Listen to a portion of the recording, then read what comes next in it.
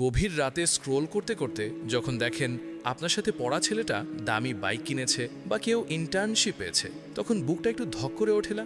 মনে হয় না যে সবাই এগিয়ে গেল আর আপনি একা পেছনে পড়ে থাকলেন? এই যে পিছিয়ে পড়ার ভয় বা ফোমো, এটা আসলে আপনার দোষ না। আমাদের ব্রেন অন্যের সফলতার হাইলাইট দেখার জন্য ডিজাইন করা হয়নি। আপনি অন্যের পর্দার সামনের ঝকঝকে জীবনের সাথে নিজের পর্দার পেছনের কষ্টের তুলনা করছেন। এটা একটা বড় ফাঁদ। মনে রাখবেন, জীবন কোনো রেস বা দৌড় প্রতিযোগিতা নয় যে সবাইকে একসাথে ফিনিশিং লাইনে পৌঁছতে হবে। আপনার টাইমলাইন আর আপনার বন্ধুর টাইমলাইন একদম আলাদা।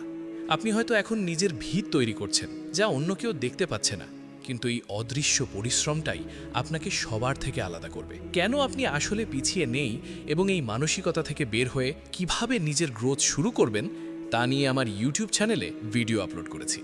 আশা করি ভিডিওটা দেখে আপনার ভেতরের এই অস্থিরতা কমে যাবে।